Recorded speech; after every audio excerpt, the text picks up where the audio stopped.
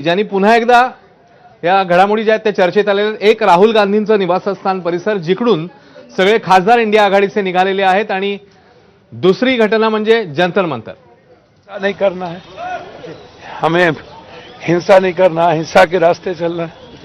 हम लाठी खाएंगे, हम लड़ेंगे, हम बच्चों का आवाज देंगे। तमाम विपक्षी दलों के नेता यहाँ पर मौजूद रहे और सब एक साथ यहाँ से निकल रहे हैं। ये क्या कोशिश है सरकार को मैसेज देने की? भैया निश्चित रूप से लड़ना ही चाहिए। अब रास्ता क्या है? अब सदन में बोलने नहीं दोगे, सदन में गुंडई करते हो, लेकिन केंद्रीय मंत्री सदन में अब मार रहे हो, मारपीट कर रहे हो। जितेंद्र सिंह ने कहा है कि हम लगातार वार्ता की कोशिश कर रहे हैं, उनके पास अपील भेज रहे हैं, क्या ये मीटिंग करेंगे हम? सरकार सारे रास्ते खोल के रखी हुई है बातचीत के। आप एक बात बताओ, सरकार कौन से रास्ते खोल दिए भैया? वार्ता इसके पहले किसान के साथ वार्ता इन्होंने किया था कि नहीं?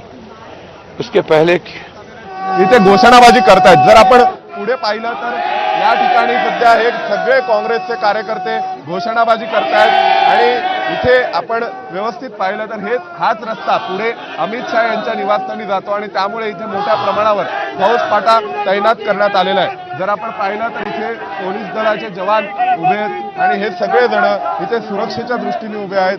आपण इथे पाहतोय की इथून काही अंतरावर अमित शाह यांचं निवासस्थान आहे। तर सध्या आपण पाहतोय की अमित शाह यांचं निवासस्थान, त्यानंतर दिल्ली पोलिसांचा बंदोबस्त आणि दिल्ली पोलिसांच्या बंदोबस्तानंतर अमित शाह यांचं निवासस्थान, त्यानंतर दिल्ली पोलिसांचा बंदोबस्त, मध्ये बॅरिकेटिंग आहे आणि या बाजूला आपण पाहिलं तर काँग्रेसचे कार्यकर्ते घोषणाबाजी करतात। त्या पाठीमागे राहुल गांधींची बस आहे। आता राहुल गांधींनी त्या बसच्या ड्रायव्हरला बस पुढे घ्यायचा आग्रह केलेला आहे। आपण पाहू शकतो की ती बस एका बाजूने पुढे येते आणि इथे हे कार्यकर्ते आहेत आणि या बाजूला जर आपण पाहिलं तर इथे या सर्व मिलिटरीचे जवान आणि त्यासोबत पॅरामिलिटरी फोर्सेसचे जवान आहेत, दिल्ली पोलीस आहेत आणि इथे जर आपण पाहिलं तर हे सगळे कार्यकर्ते आक्रमक झालेत आणि दुसऱ्या बाजूला राहुल गांधी हे स्वतः आपण पाहतोय की त्या चालकाच्या कॉकपिट पर्यंत आलेले आहेत आणि त्यांनी समोर उभ्या असलेल्या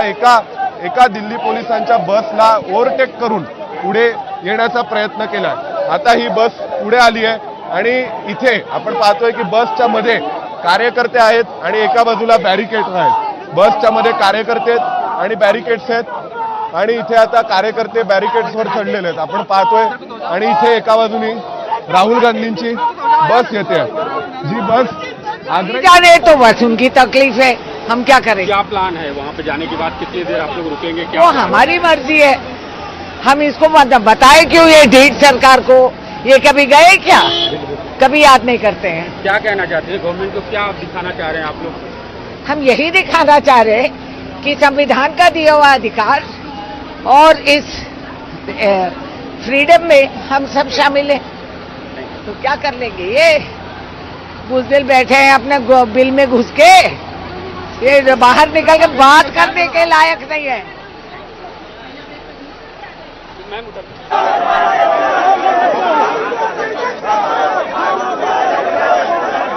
बॅरिकेटिंग आहे, ही चेंगराचेंगरी सारखी परिस्थिती इथे निर्माण झाली आहे। कारण एका बाजूला राहुल गांधींची बस आहे, ज्या राहुल गांधी बसमध्ये स्वतः ड्रायव्हरच्या कॉकपिट मध्ये आलेले आहेत आणि त्यांचं म्हणणं आहे की ते 30 जानेवारी रोडवर जाणार आहेत जिथे गांधी स्मृती आहे आणि समोर काँग्रेसचे कार्यकर्ते आहेत आणि एका बाजूला आपण पाहतोय की पोलीस आहेत।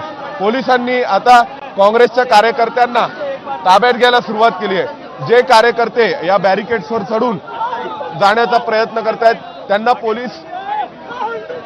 पोलीस पुन्हा एकदा मागे ढकलतात। आपण पाहतोय की आता इथे एक असा डेडलॉक तयार झालेला आहे कारण या सगळ्या इंडिया आघाडीच्या खासदारांचं म्हणणं आहे की आम्हाला 30 जानेवारी मार्गावर जायचं आहे जिथे गांधी स्मृती आहे आणि दुसऱ्या बाजूला आपण पाहतोय की अमित शाह यांच्या निवासस्थानावरूनच तो रस्ता जातो।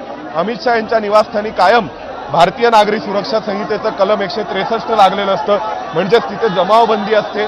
नरेंद्र मोदींचं निवासस्थान असेल, अमित शाह यांचं निवासस्थान असेल, त्यांच्या निवासस्थानावरील रस्त्यासमोर कुणालाही एकत्र घोळक्याने थांबण्याची परवानगी नाहीये, जाण्याची परवानगी नाहीये कारण तिथे कायम जमावबंदी लागू असते। आणि आता त्याच ठिकाणी ही बस हळूहळू पुढे सरकते। ही बस मगाशी या दोन्ही निळ्या रंगाच्या बसच्या मागे होती। या निळ्या रंगाची बस ही पोलिसांची बस आहे आणि त्याला ओव्हरटेक करून राहुल गांधींची बस पुढे आलेली आहे। राहुल गांधींच्या बसमध्ये आणि पोलिसांच्या बॅरिकेड्समध्ये कार्यकर्ते आहेत। पोलिसांनी बॅरिकेडिंग करून इथे पुढे जायला कोणाला परवानगी नाही असं म्हटलंय।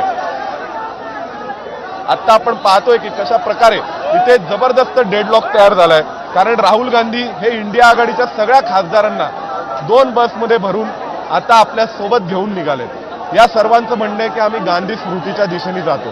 खरं तर इथे पोलिसांमध्ये आणि या सर्व खासदारांमध्ये एखादा संवाद होऊन, कम्युनिकेशन होऊन कदाचित हा मार्ग मोकळा होऊ शकतो, परंतु नेमकेपणाने काँग्रेसचे सगळे खासदार कुठे जाणार, काँग्रेसचे राहुल गांधी नेमकं कुठे जाणार याविषयी फारशी स्पष्टता दिसत नाहीये।